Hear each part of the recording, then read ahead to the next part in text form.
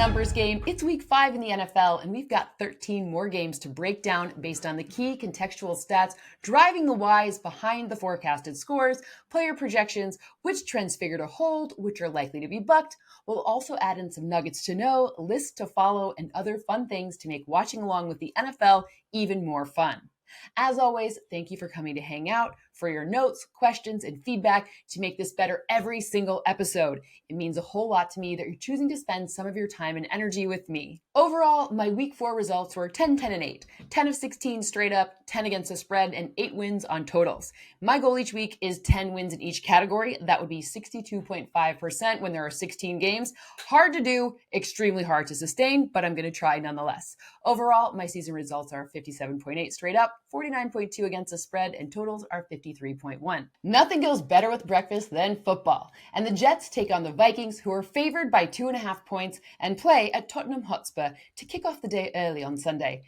I'm going to stop with the British accent now, but fun fact, I did grow up in Luxembourg, so there you go, there's something about me. My argument in favor of the Jets is that even though Minnesota leads the league with both 17 sacks and 77 quarterback pressures, they have also allowed the most passing yards per game at 274.3.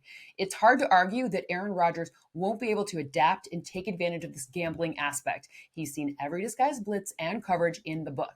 And we saw Jordan Love come nearly all of the way back when Minnesota took their foot off the gas in the second half of last week.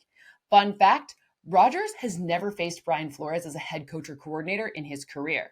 The argument for the Vikings. Sam Darnold leads the NFL with 9 touchdown passes versus man coverage. The Jets play man at the 7th highest rate. Justin Jefferson has 203 yards and 3 touchdowns versus man. Both lead the league. And by the way, he's the only wide receiver with over 200 such yards. Sauce deserves some respect here, but plays about 82% as the left quarterback. So maybe they only tangle if JJ is on the offensive right, but they don't have to. Bottom line, the Vikings are the only team that has 2 players with 4 or more sacks in 2024. Patrick Jones has 5, and Jonathan Grenard has 4. Last week, Denver, the highest percentage blitzing team, showed the blueprint to Minnesota, the number 2 most blitz-happy team, of where to apply pressure along this O-line for maximum impact and how to limit the run. This drives my final score. Minnesota wins 22-20. This ranks 10th of 14 in confidence. Let's add a new segment to this episode, which I'm calling Legit Streak or Kinda a Freak. It's a working title. Let me know how you feel about it. I'm going to point out some actual streaks in the NFL that some people point to as a reason for a result this time around, but not necessarily us. I'm going to list 2 here that I think are most likely freaky, meaning too small of a sample size or just not reflective of this actual team, and 1 streak that is actually instructive. Freaks first. Number 1, Aaron Rodgers historically is 5-0 versus last place passing defenses. Minnesota is that right now, but you already know how I feel about this game. Number 2, Justin Fields is the only Steeler with a rushing touchdown. He actually has 3 of them. This one's freaky because of injuries and matchups, but it is a good spot for that to change this week against the Cowboys. And a real streak, the Saints are allowing 9.4 yards per attempt to tight ends this season. That is the second most. While I'd love to say that will 100% be a Kelsey touchdown and so many Kelsey yards, I think it's just more of a good sign for passing yards for Mahomes to tight ends, period, full stop. Although this does increase his odds of breaking that non-touchdown streak. In the regular early window, we get another cross-conference matchup between the Browns and Commanders in Washington, where the home team is a 3-point favorite. The case for Cleveland. No team has allowed more passing touchdowns than the Commanders, 10. And by the way, they have 0 interceptions. In the Super Bowl era, only 1 team has allowed more without a pick over the first 4 games of the season. They also have allowed a 123.3 passer rating, 54.8 opponent third down percentage. These all rank last in the NFL. This is a great opportunity to increase third down efficiency, where the Browns are currently last at 20.8%. The arguments supporting Washington. Jaden Daniels has an 82.1 completion percentage. That is first in the NFL. It also happens to be the highest by any player in any 4-game stretch ever, like all time. Even though Cleveland has the 5th highest pressure rate, it's about 40%, and Myles Garrett has the highest individual pressure rate, that's 23.5%. No problem. Daniels has 2 passing touchdowns, no interceptions, a 124.5 passer rating. He also leads the NFL, 66.7 completion percentage when under pressure. Bottom line, Jaden Daniels is exceptionally good, but he's also been really good at the things that the Browns defense has been good at, and the advantage is extra sealed on the ground. Daniels has 179 scrambling yards, which is the most in the NFL since 2018. It is also a big part of the strategy to escape pressure. Interestingly, the Commanders also have 10 rushing touchdowns, which is the most in the NFL. 4 of them belong to Jaden Daniels. Final score, Washington wins 24-20, and this ranks 7th on the week, in part because I don't have the full picture of if Nick Chubb will play, along with some other injuries. Let's go from the current probable Offensive Rookie of the Year candidate to the game with the second most likely guy who happened to be picked one spot ahead of him. Lots of storylines in Chicago in this matchup with Carolina, where the Bears are 4-point favorites. The strategy for the Panthers is to leverage Andy Dalton when the Bears don't blitz. Dalton has a 124.5 passer rating versus non-blitzes. That is the highest in the NFL. He also happens to have the best touchdown to interception ratio too. When teams send 4 or fewer pass rushers, it's 5 touchdowns to 0 interceptions. As for the opportunity for the Bears, last week, Caleb Williams was a perfect 15 of 15 on passes under 10 air yards. The run game was the most effective we've seen it all season, 131 yards, and DeAndre Swift had more all-purpose yards, 165, than in weeks 1 through 3 combined, where he had 114. They need to take advantage of a vulnerable Carolina defense that ranks last in scoring, 29th in rushing yards per game allowed, second to last in passing touchdowns. You get it. They're vulnerable. Take this as a spot to get Williams some deeper ball rhythm going. He's 12 of 41 in passes of 10 plus air yards, and he's only got an 8.9 passer rating with 3 picks on 20 plus yard passes. Just right the ship here. Bottom line, since becoming the starter in week 3, Dalton has the second most yards on quick passes. He has 331 of those. Those are sub 2.5 second passes. He's used them on 77% of attempts, and the Bears defense is really good at defending them. They're the best at limiting completion percentage over expected, and they've allowed the 5th fewest yards on such passes. They've just allowed 268. Advantage Bears defense. Let's do a quick list of 5 lesser expected touchdown scores. I'm talking about guys who aren't in the top few at their position in touchdown scoring, guys who didn't draft in round 1 of your fantasy league, guys who are showing elevated end zone reaching odds this week that we might not think of. Thanks to Drew for the name of the segment, which from now on will be known as our weekly wild cards. The first one, of course, comes from this matchup between Carolina and Chicago. It's DJ Moore, who doesn't love revenge, but also targeting that defense. Number 2, Jaden Reed against the Rams. He's wide receiver 2 in scrimmage yards this season. He has 427, only behind Nico Collins. Next, Amari Cooper. We talked about Washington's defense and the game script, which will likely be lots of passing for the Browns. Oh, and he had one called back last week. The last 2 both haven't reached the end zone yet this season. Number 1 is George Pickens in a matchup on Sunday Night Football against the Cowboys. And number 2 is T. Higgins, who also forecasts for his first of the year. Let's go to that game, a divisional rivalry in Cincinnati where the Ravens come to town as 2.5-point favorites. The reasoning for the Ravens, Derrick Henry. Okay, I'm moving on. Just kidding. Derrick Henry is averaging a career high in yards before contact at 2.6 yards per. That's 200 yards total, if you add it all up, which is the most among running backs, and he's able to get up to 10.29 miles per hour at the line of scrimmage, and somehow teams are also trying to defend him by giving him light boxes, so that's 7 or fewer defenders on 30% of carries, which is the highest, most generous rate of his career. If you'll indulge me with a quick, silly, kind of SAT-like math moment, let's go through this together. Okay, you ready? If Henry, who's listed at 247 pounds, is traveling 10.29 miles per hour and he hits a defender square on, the average force that defender would feel is 1,155 pounds. Yeah. I called my professor to make sure that was right, and he wanted me to point out that if they don't hit him straight on, it could not be as much. But holy smokes, that's a lot. It also helps explain how 12.5% of his rushing attempts end up earning more than 10 yards, and why he has a league high 185 rushing yards over expected, and why he's forced 26 missed tackles. The evidence for the Bengals. The Bengals' offensive line and offensive strategy of using 12 personnel on almost 30% of plays has resulted in a 19.5 pressure rate. That is the lowest in the league. Orlando Brown has the lowest left tackle pressure rate allowed at 3.4%, and rookie right tackle Amarius Mims is at 3.5%, which is tied for 5th best. The Ravens are exactly 16th in pressure metric as a defense, but are one of 3 teams with 4 or more defenders with 10 plus pressures apiece. Bottom line, third down drives my winner. The Ravens are the best third down pressure defense at 61%. Stopping the run in general has been a problem for the banged up Bengals, but even if they shore that up, Justice Hill leads all running backs on third down with 7 targets, 7 receptions, 78 yards, and 4 receiving first downs. Ravens win by 4, Baltimore 27, Cincinnati 23, and this is my fourth most confident winner of the week. Things seem to be going great in Duval, but that is a topic for a different show. Next up is another divisional matchup, this time in the AFC, where the Colts face the Jags, who are favored by 2.5 points. On Indy's side of the debate, as of now, Anthony Richardson is day-to-day. My projection is with Joe Flacco playing. The good news for whomever is under center is that the Jags defense ranks no higher than 30th or third worst in points per game allowed, passing yards per game allowed, and takeaways. By the way, they only have one of those, which is dead last. The Jags' most positive note, Brian Thomas Jr., who has 275 yards on 17 receptions and 2 touchdowns. Only Malik Neighbors has more rookie receiving yards. And those 275 yards are the most on the team and also the most in Jacksonville history for a rookie through the first 4 games of a season. He also leads all rookies in deep receptions with 4 and receiving yards with 120. Bottom line, the run game is likely to determine this one, but watch out for injuries. The Colts defense has allowed the second most rushing yards per game at 164.8. A leaky run game leads to tough situations on third down, where they're fourth worst, aka fourth most generous to their opponents, but Travis Etienne left the game with a shoulder injury last week. Tank Bigsby's there, of course, but on the other side, Jonathan Taylor, he's got an ankle injury and has been limited.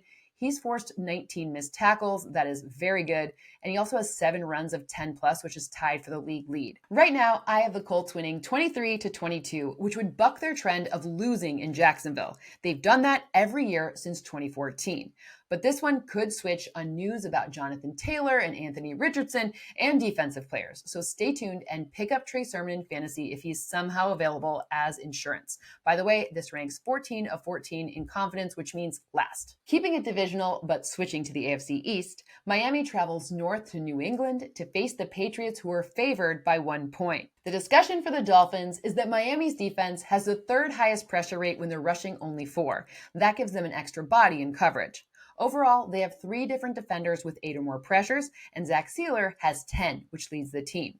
This is a bad matchup for the Pats' offensive line and strategy, which has resulted in the highest pressure rate on their quarterback at 47.4%. They also have allowed the most quick pressures with 40, many of which have even been unblocked. And now, center David Andrews is out. The premise for the Pats: Keon White has 19 pressures, which leads the team. 11 of them are quick pressures. White has taken a huge step forward this year, more than tripling his pressure percentage. It's up to 17.4% from 5.2 last season. Bottom line, the increased opportunity to run the football by the Dolphins and the decreased rushing and also passing potential for New England means advantage Miami. Devon Achane has never had less than 30 scrimmage yards in consecutive games in his career. That's just a good summary of the main point, which is that his coach, Mike McD, is able to adapt. He's had to do lots of adapting this season, but this is a defensive structure that he's very familiar with.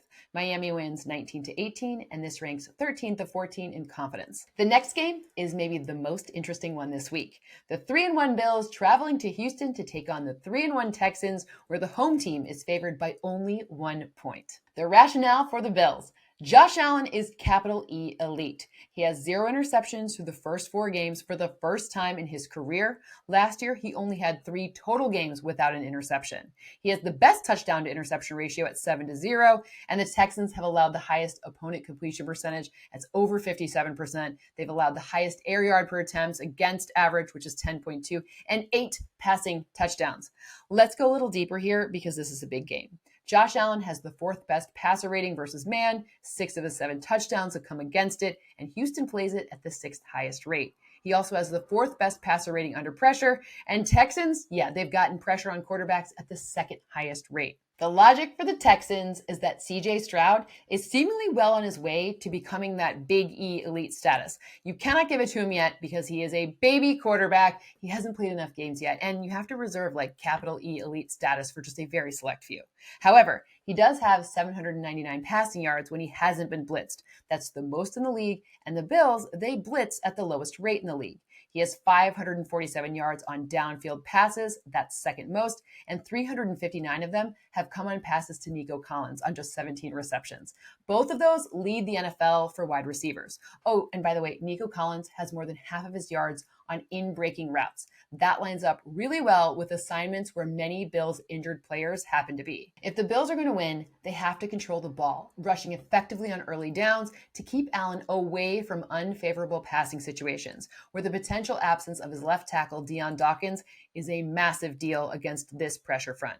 They also need to take advantage of red area opportunities where the Texans have allowed a 75% opponent red zone touchdown percentage. That is 30th. If the Texans are going to win, the main thing they have to do is limit their penalties. They already have 26 accepted penalties on offense alone. That's 5 more than the next closest team.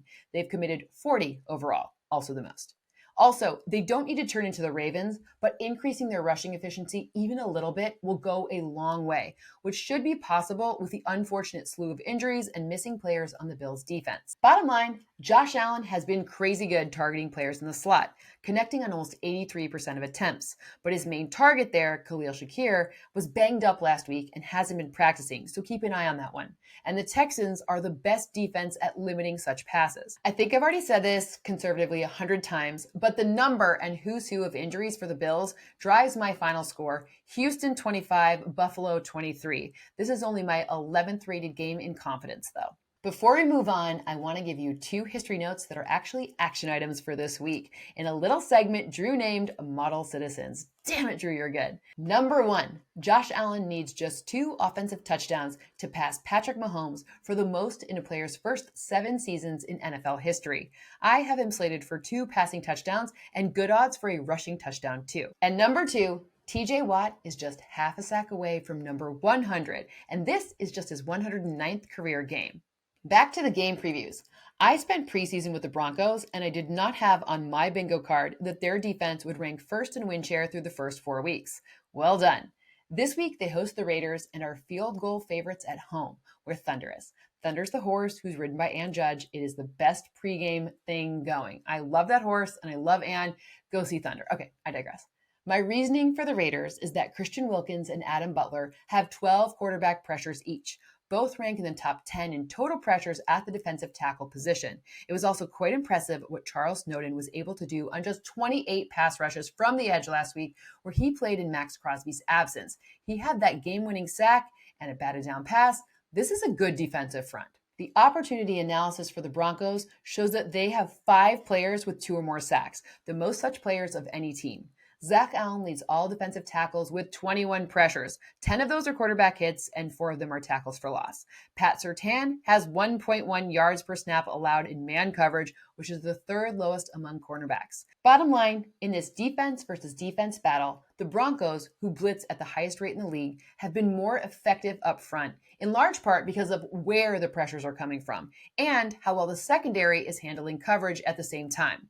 Denver wins 20-16, and this ranks number 6 in confidence. I also can't leave this matchup without addressing Davante Adams' request to be traded. This just means he's very unlikely to play as a Raider ever again. So, when you're adjusting your fantasy lineups, just go week by week for matchups, and this week the uptick goes to Brock Bowers. From an AFC West battle to the NFC West, where the Niners are favored by 7.5 points against the visiting Cardinals. Arizona's argument is that Kyler Murray has thrown deep on almost 15% of his total pass attempts. That is a career high for him on these 20-plus air yard attempts. He ranks top 5 in the NFL on deep completions with 6, touchdowns with 3, and by the way, the majority of this came against another division opponent, that's the Rams. But the Niners have allowed the 4th most deep passing yards, 241, on just 5 completions.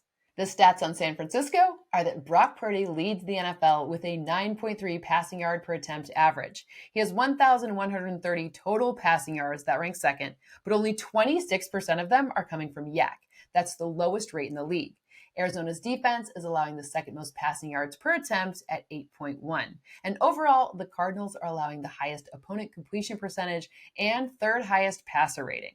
Bottom line, San Francisco extends their win streak against the Cardinals to 5 games with a score of 30-20, and this ranks number 1 in confidence. 2 other Shanahan tree coaches face off for the 5th time when Matt LaFleur and the Packers come to SoFi Stadium to face Sean McVay and the Rams. Packers are 3.5-point favorites. My Packers point is that Green Bay has 19 designed runs that have earned 10-plus yards. That's the 2nd most in the league.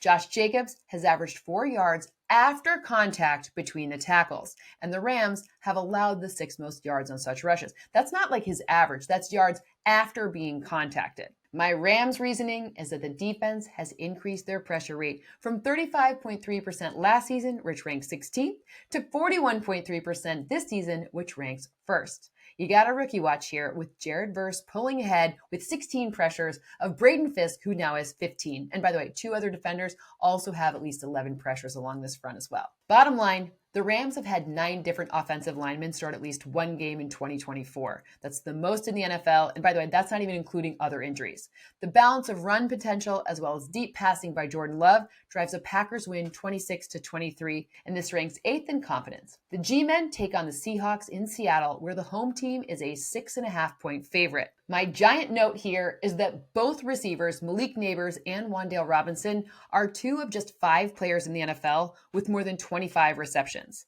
Neighbors is obvious, but Robinson somewhat quietly has 26 receptions on 38 targets. The Giants are the only team to actually have multiple players with 35 or more targets this season. And by the way, Neighbors is questionable, meaning Robinson will likely command more attention. My Seahawks stat is that DK Metcalf has 3 consecutive games with 100 plus receiving yards. This is the first time that's happened in franchise history. Bottom line, Kenneth Walker had plus 41 rushing yards over expected against the Lions last week, and the Giants have allowed 107 rushing yards over expected, the second most in the NFL. Fun fact, the Giants defense has allowed just 1 rushing touchdown this season. That's tied for the fewest with Pittsburgh and Minnesota. Seattle wins 27-16, and this ranks 3rd of the 14 games this week in confidence. Sunday Night Football is a matchup between 2 of the most storied franchises in NFL history. The Cowboys head to Pittsburgh for a date with the Steelers, who are 2.5-point favorites. The data for Dallas is that Dak Prescott has 5 passing touchdowns and a 131.8 passer rating under pressure this season. He also has 0 interceptions, and all of that leads the NFL. The Steelers have a 38.4 pressure rate, that's 7th highest. However, Prescott has been pressured on just 26.7% of his dropbacks. That's 6th lowest in the NFL, meaning I think me specifically, I definitely underestimated this O-line and the strategy to keep Dak away from pressure. The situation for the Steelers is that Justin Fields has 21 total conversions on 3rd down. He has 14 through the air and 7 on the ground. Bottom line, no DeMarcus Lawrence, no Micah Parsons, who's never missed a game at any level due to injury. We're unsure if Deron Bland will play. He hasn't played yet this season. And a run defense that has already ranked atop the league in rushing first downs allowed. Then you add on top of that, no Brandon Cooks on offense, and it tips the scales in favor of the Steelers 24-21. This ranks 9th of 14 in terms of confidence. The week finishes off in Arrowhead when the Saints come to town to face the Chiefs, who are 5-point favorites. My New Orleans nugget is that the Saints have the league's best red zone defense at just 22.2%.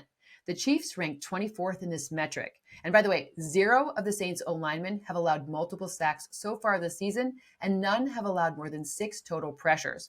Overall, the Chiefs rank just 20th in pressure rate, though Chris Jones has 15 pressures himself. My Chiefs context is that Patrick Mahomes is averaging 5.1 air yards per attempt. That's the lowest of his career. He's gained about 65% of his 904 total passing yards after the catch.